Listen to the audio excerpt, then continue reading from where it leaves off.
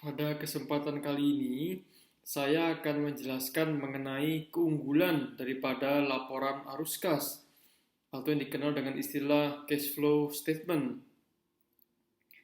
Fokus utama dari pelaporan keuangan adalah laba, yang dimana informasi mengenai laba merupakan indikator yang baik untuk menentukan atau menilai kemampuan perusahaan dalam menghasilkan kas di masa yang akan datang.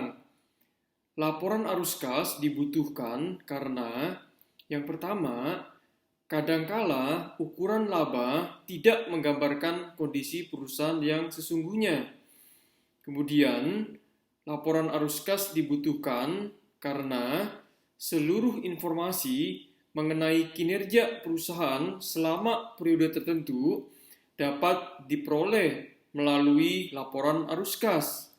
Kemudian yang ketiga, bahwa laporan arus kas dapat digunakan sebagai alat untuk memprediksi besarnya arus kas perusahaan di masa yang akan datang.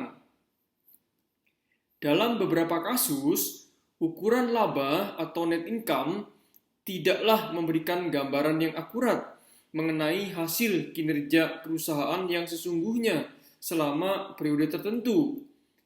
Ketika perusahaan melaporkan beban non-kas yang besar atau yang dikenal dengan istilah non-cash outlay expense, seperti beban penyisihan piutang ragu-ragu dan penyusutan aset tetap, maka ukuran laba mungkin akan memberikan gambaran yang suram mengenai hasil kondisi operasional perusahaan.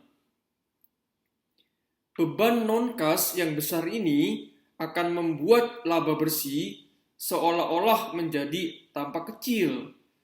Padahal beban-beban tersebut diakui tanpa adanya pengeluaran uang kas. Sebaliknya, perusahaan dengan tingkat pertumbuhan laba yang tinggi, laba bersih yang dihasilkan tidak menjamin bahwa perusahaan tersebut memiliki uang kas yang cukup untuk memenuhi kebutuhan kas jangka pendeknya. Hal ini dikarenakan bahwa laporan laba rugi disusun atas dasar accrual, bukan atas dasar cash atau cash basis, yaitu melalui sebuah proses penandingan antara beban dengan pendapatan.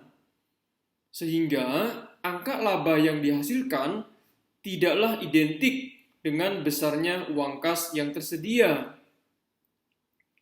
Tidaklah mengherankan apabila sebuah perusahaan yang bonafit dengan tingkat pertumbuhan laba yang besar, namun ternyata mengalami kesulitan dalam hal tingkat likuiditas. Seringkali perusahaan yang tergolong bonafit membelanjakan kelebihan uang kasnya yang tidak terpakai dalam kegiatan operasional dengan cara melakukan investasi maupun ekspansi. Laporan arus kas merinci sumber penerimaan maupun pengeluaran kas berdasarkan aktivitas operasi, investasi, dan pembiayaan. Informasi apapun yang kita ingin ketahui mengenai kinerja perusahaan selama periode tertentu tersaji secara ringkas lewat laporan arus kas ini.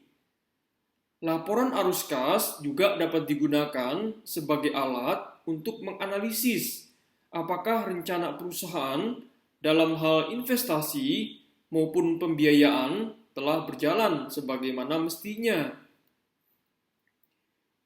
Ingat kembali bahwa laporan keuangan utama terdiri atas laporan laba rugi, kemudian laporan laba ditahan atau laporan saldo laba, kemudian laporan posisi keuangan, dan laporan arus kas. Laporan laba rugi menunjukkan besarnya jumlah laba bersih dan tidak menunjukkan jumlah kas yang dihasilkan dari aktivitas operasi. Demikian juga dengan laporan laba ditahan atau laporan saldo laba. yang dimana laporan ini menunjukkan besarnya dividen tunai yang diumumkan oleh investi kepada investor sepanjang periode berjalan, bukan besarnya dividen tunai yang dibayarkan. Laporan posisi keuangan komparatif menunjukkan besarnya penambahan aset tetap yang terjadi selama periode berjalan, namun tidak menunjukkan bagaimana penambahan aset tetap tersebut dibiayai.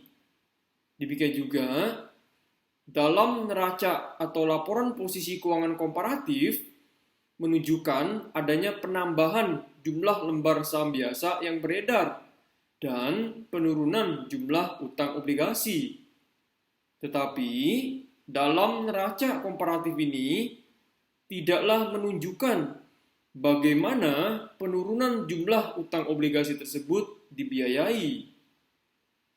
Dengan laporan arus kas, informasi mengenai dari mana saja sumber penerimaan kas dan untuk apa saja kas dikeluarkan akan tersaji secara rinci. Demikianlah penjelasan dari saya mengenai kegunaan laporan arus kas. Semoga bermanfaat. Salam sukses.